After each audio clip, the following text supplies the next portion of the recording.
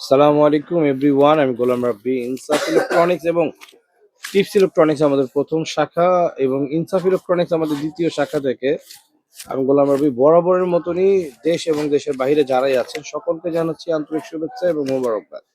Viewers, একটি product বিক্রি করলাম, আল্লাহর ইচ্ছাই বিক্রি হয়েছে। তো বিক্রির আগের ঘটনা শুনেন। এই প্রোডাক্টটা বিক্রি করে আমাদের সামান্য লাভ, এখানে এত কম লাভ যা আপনাকে বললে আপনি বিশ্বাসই করবেন না। যাই হোক, সেটা বলতেই চাই না। আলহামদুলিল্লাহ, তারপর মুখে হাসি নিয়েই সবসময় চেষ্টা করি যে কাস্টমারদেরকে বা ক্লায়েন্টদেরকে বিদায় করার জন্য। কালকে গতকালকে শুক্রবার ছিলেন, শুক্রবার, আজকে হচ্ছে শনিবার। তো আমাদের তো শুক্রবার সবসময় বরাবর বন্ধ থাকে। একজন ভাই, সাথী টেলিকম, এটা কোথায় জানি ভাইয়া, হাট হচ্ছে ডুবি বাজার, উজিরপুর, সরি পিরোজপুর।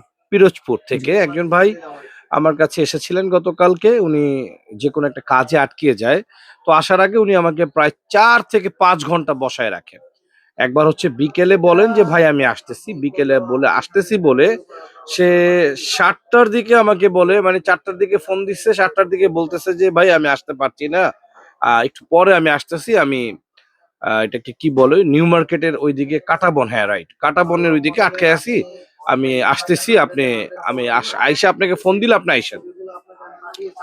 বুঝছেন, 4টা থেকে 7টা বসেছি 3 ঘন্টা একটা প্রোডাক্টের জন্য, সে আসে নাই। তারপরে ফ্যামিলি টাইম একটু বের হইছি, বের হওয়ার আধা ঘন্টা পরই ভাই ফোন দিয়েছেন। ফোন দেওয়ার পরে বলতেছে যে ভাই আমি আসতেছি, আমি কাটাবন আছি, রওনা দিচ্ছি। তো ভাই 7টা বাজে, আমি 7:30 মাত্র যে জায়গায় শুক্রবার জানেনি যে কোনো প্লেসে যাওয়ার আগে একটা মানে অড প্লেস থাকে বা একটা ক্রাউড প্লেস থাকে সবসময়, জানেন এটা মানে এলাকা ভিত্তিক জায়গাগুলো ঢাকাতে খুবই জ্যাম জট থাকে। তো যাইতে যাইতেই মনে করেন আমাদের আধা ঘন্টা। তো আমরা আসার পথে মানে ওই যে গাড়ি দিয়ে গিয়েছি ওই গাড়ি থেকে নামিও নাই, তো আবার ব্যাক করতেছি, যেহেতু আমার একটা সম্মানিত ক্লায়েন্ট ঢাকার বাইরে থেকে আসছে, তাকে তো আমার রেসপেক্ট করার আগে দায়িত্ব, ফ্যামিলি টাইম তো দিতেও পারবো।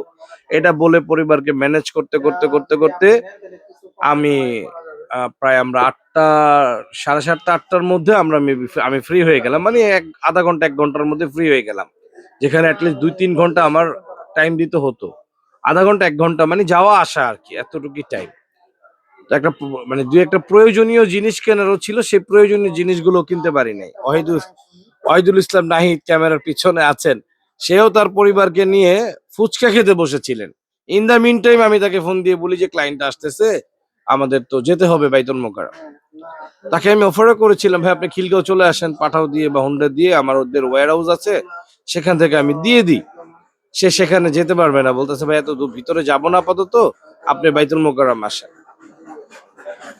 ভাই আমরা যখন প্রিপারেশন নিলাম 9টার দিকে, ভাই আমার বলতেছে নাহিদ, ওয়াহিদুল ইসলাম নাহিদকে বলতেছে 8টা 32-এ বলতেছে সে যে ভাই 9টা বাজে আমার লঞ্চ ছেড়ে দিবে। এখন কি আইসা আমি পাবো আপনাদেরকে, এই কয় মিনিটের মধ্যে নিতে পারবো আপনাদের থেকে মাল? কেমনটা লাগে বলেন? পরবর্তীতে মানে এত পরিমাণে কষ্ট লাগছে আর রাগ উঠছে ভাই, মানে ওই মোমেন্টে যদি ওই ভাই সামনে থাকতো তাহলে যে কি হইতো আল্লাহ মাহবুদ ভালো জানে। মানে আল্লাহ তাআলা হেফাজত করেছেন আমাদের উভয়কেই। তো সেই ভাইটা বিবেকবান, হয়তো বা আল্লাহ তাআলা তাকে কিছুটা বিবেক দিয়েছে, যেহেতু ব্যবসা করে।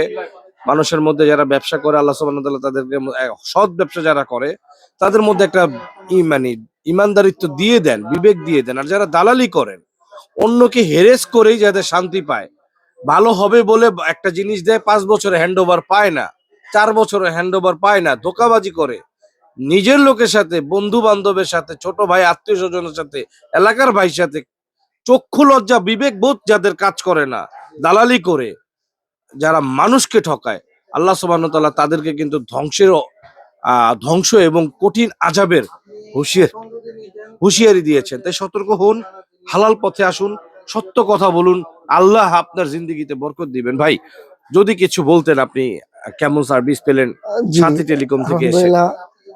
যদিও গতকাল একটা মানে অনাকাঙ্ক্ষিত ঘটনা ঘটে গেছে, এর জন্য যে তাকে দায়ী করবে এরকম না, সেও অন্য একজনের ঘটনার জন্যই আর কি এরকম দেরি হয়ে গেল। বাট একটাই বলবো যে ওইটা ভুলে গিয়ে আমরা যেন আপনাদের সাথে সামনে আরো ব্যবসা বাণিজ্য করতে পারি, আদান প্রদান হবে, লেনদেন হবে। এটাই আর কি। যে এমনিতে ভালোই লাগলো আজকে সার্ভিস আপনাদের।